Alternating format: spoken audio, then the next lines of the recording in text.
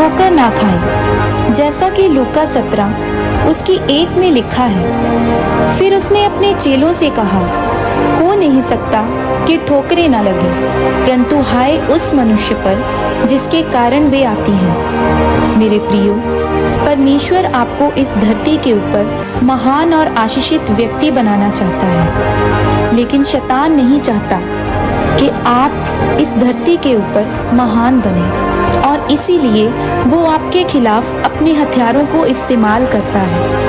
ठोकर खिलाना भी शैतान का एक ऐसा हथियार है जिसको वो लोगों के द्वारा आपके खिलाफ इस्तेमाल करता है। ठोकर खाने का मतलब ये है कि जैसे आपने किसी व्यक्ति के साथ अच्छा किया और बदले में उस व्यक्ति ने आपको धोखा दे दिया, उस व्यक्ति के कारण आपको ठोकर लगी, लेकिन अगर आप उस व्यक्ति से नाराज हैं तो आप इस धरती पर महान नहीं बन सकते, क्योंकि नाराज रहने वाला व्यक्ति कभी भी महान और आशीषित नहीं हो सकता, और कभी भी उसके ऊपर परमेश्वर की आग नहीं ठहर सकती। मेरे प्रियो, परमेश्वर ने कहा कि ठोकरों का लगना आवश्यक है, लेकिन अगर आप परमेश्वर के वचन के अनुसार चलते हैं तो आप उन ठोकरों की परवाह ना करते हुए परमेश्वर के वचनों में आगे बढ़ेंगे। आज बहुत सारे लोग ऐसे हैं जो ठोकर खा जाते हैं। अगर चर्च में किसी सेवादार ने उनको कुछ बोल दिया तो वो चर्च आना छोड़ देते हैं, लेकिन उनको नहीं पता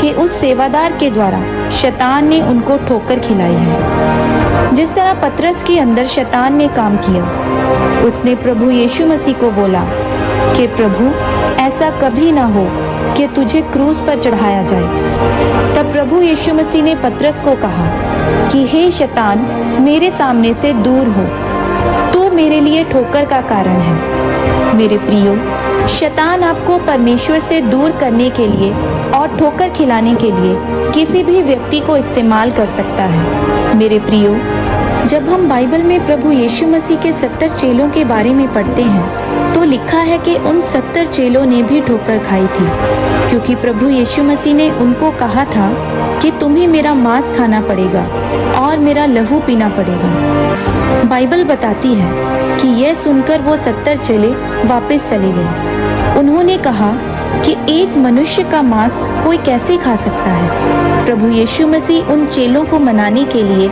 उनके पीछे नहीं गए। अगर किसी ने आपको कुछ कह भी दिया और आप उससे नाराज हो गए तो इसका मतलब यह है कि अभी आप आत्मा में बच्चे हो, और जब तक आप आत्मा में मजबूत नहीं होते तब तक आप पर परमेश्वर की आग नहीं उतर सकती। आज आप भी ठोकर खाए हुए हो सकते हैं। हो सकता है कि आपके परिवार ने, आपके दोस्तों ने आपको ठोकर खिलाई हो, लेकिन आप उन ठोकर खिलाने वालों को माफ करके परमेश्वर के वचनों में आगे बढ़ें, ताकि आप परमेश्वर की योजना को पूरा कर सकें और परमेश्वर आपको महान बनाकर आशीषित कर सके। आमीन।